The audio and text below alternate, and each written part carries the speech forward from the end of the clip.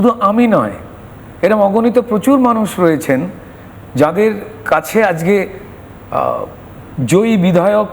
বলে তুলে দিয়েছেন ভারতীয় জনতা পার্টি সেই সমস্ত মানুষকে। এই জয়ের হকদার আমি নই, এই জয়ের হকদার যারা পশ্চিমবঙ্গের অবহেলিত নাগরিক, যাদের নাগরিক সম্মানটুকু দেওয়া হয়নি, লাল চোখ নিয়ে যাদেরকে চুপ চুপ আর চুপ বলে যাওয়া হয়েছে, যারা সত্যিটা দেখেছেন, যারা অন্যায়টা দেখেছেন, তিনি আমি হই তুমি হও,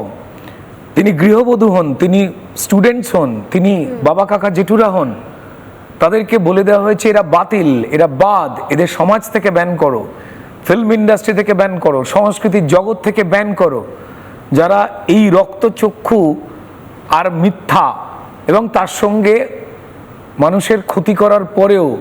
অহংকার নিয়ে কথা বলেছেন, ঠিক যেভাবে অহংকারী রাবণের পতন হয়েছিল ভগবান শ্রীরামচন্দ্রের হাতে, ঠিক তেমনি ভগবান শ্রীরামচন্দ্রের পথে বিশ্বাস করা মানুষজন, আমার এই সনাতন সংস্কৃতির মানুষজন,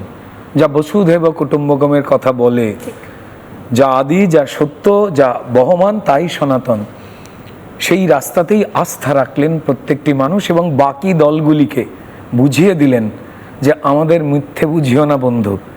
বরং আয়নার সামনে দাঁড়িয়ে নিজেকে ঠিক বোঝাও, অন্তত এই দেশটাকে টুকরো করার কথা বলো না, এই দেশের অমঙ্গল যে দেশগুলো কামনা করছে তাদের হয়ে কথা বলা দেশের মাটি থেকে বলো না, তুমি নিজেকেই ছোট করছো, তুমি সনাতনকে ছোট করো না, সনাতন সবাইকে নিয়ে ভালো থাকবার কথা এমনিতেই তো বলে। এই জয় সাধারণ মানুষের জয়।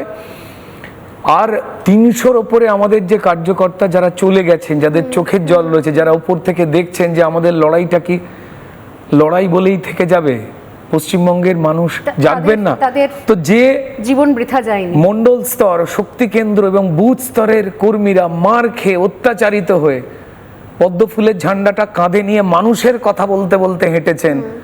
মানুষ সব লক্ষ্য রাখছিলেন যে কারা মিথ্যে বলছেন, মিথ্যে বোঝাচ্ছেন, আর কারা আমার জন্য রাস্তায় নেমে মার খাচ্ছে, তাদের আশীর্বাদ দিয়েছেন, ভরসা দিয়েছেন মানুষ।